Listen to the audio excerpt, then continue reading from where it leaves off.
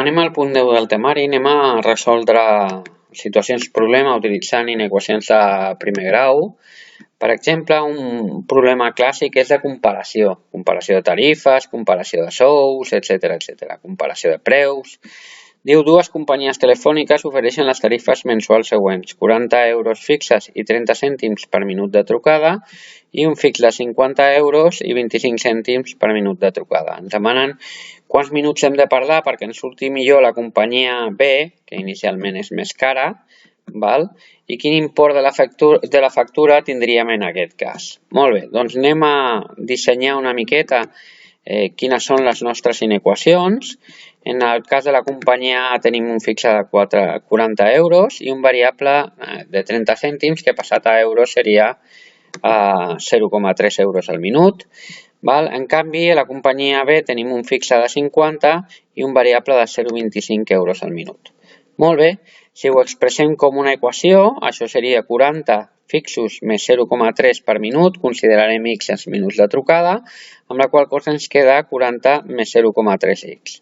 La tarifa de la companyia B seria 50 més 0,25 per minut de trucada, és a dir, 50 més 0,25x. Ens demanen que la companyia B ens resulti millor que la A, per tant, aquest valor d'aquí hauria de ser, perquè ens surti millor, més petit que la tarifa de la companyia A. D'acord? Molt bé, doncs amb aquesta condició d'aquí establim la nostra inequació, és a dir, 50 menys 0,25x hauria de ser més petit que 40 més 0,3x i a partir d'aquí resolem la inequació de primer grau. En aquest cas hem passat aquest 0,3 negatiu i aquest 50 negatiu, la resta ens donaria menys 10, això és 0,05, aquest 0,05 passa dividint i menys 10 dividit entre menys 0,05 ens dona que hem de parlar més de 200 minuts perquè la companyia B ens surti millor de preu que la companyia A. En aquest moment, quan portem 200 minuts, si volem calcular la tarifa, l'únic que hem de fer és substituir la x per 200 i trobarem l'import, que en aquest cas ens surt 50 més 0,5 per 200, ens surt 100 euros, d'acord? En aquest moment pagaríem 100 euros, amb 100 euros diríem que tindrien la mateixa tarifa en els dos casos. A partir de 100 euros doncs l'import seria més barat per la companyia B que per la companyia A. Per tant, la resposta hem de parlar més de 200 minuts i la tarifa serà de més de 100 euros. D'acord? Molt bé. Anem a una altra situació, en aquest cas un problema d'àlgebra transformat en inequacions. Diu, se li pregunta a un pare per l'edat del fill, contesta si dupliquem els seus anys i li restem el triple dels que tenia fa 6 anys, ens donarà almenys l'edat actual. Quina edat pot tenir el fill? Bueno,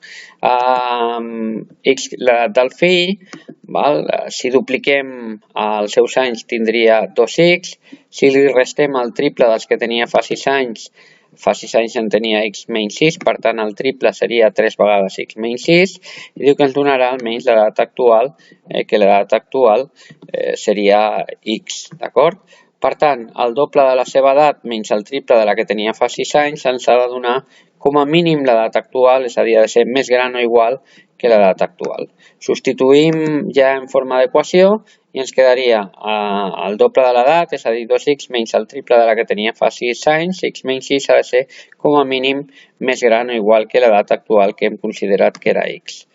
Resolem la inequació, eliminem parèntesis, menys 3x i més 18, 2x menys 3x ens donarà, aquest x passaria a l'altre cantó negatiu i el 18 negatiu i per tant aquesta resta d'aquí ens donarà menys 2x, que és més gran o igual que menys 18, passo el menys 2 a l'altre cantó dividint, com que divideixo entre menys 2 als dos costats de la desigualtat, giro el signe de la desigualtat, d'acord? I per tant ens dona que la x ha de ser més petita o igual que 9, per tant a la pregunta quina edat pot tenir el fill pot tenir de 0 fins a 9 anys. D'acord?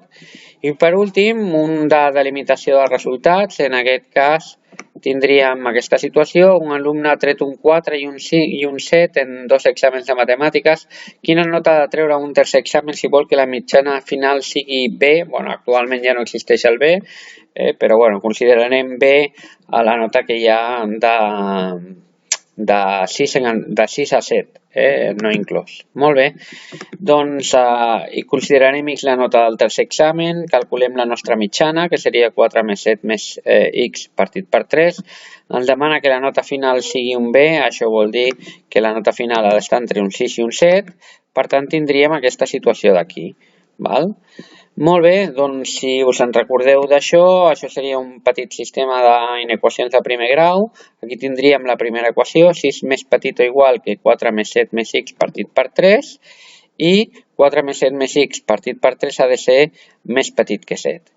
Molt bé, anem a resoldre, el 3 passaria multiplicant i tindríem 18, 4 i 7 farien, els he passat a l'altre cantó restant, d'acord? Aquí el teniu, i per tant ens sortiria 18 menys 11, que serien 7, d'acord? Per tant, la x ha de ser més gran o igual que 7 per tenir almenys un B. En quant a aquesta situació, perquè sigui menys de 7, tenim el mateix, el 3 passaria multiplicant, per tant seria 21, el 4 i el 7 que fan 11 passarien restant i 21 menys 11 ens donaria 10. Per tant, surt que la x ha de ser més petita que 10. Més gran o igual que 7, però més petita que 10, recordeu que ens donaria que la x pertany a l'interval que va des de 7 fins a 10, 10 no inclòs. Per tant, per treure aquest B, és a dir, perquè la nota es trigui entre un 6 i un 7, el tercer examen hauria de treure entre un 7 i un 10, 10 no inclòs, perquè si treu un 10 ja tindria un notable a l'assignatura. Molt bé, doncs fins aquí la resolució de problemes on podem utilitzar les inequacions, i ja a partir d'aquí ja ens veurem al proper vídeo en un nou tema, en aquest cas segurament serà trigonometria.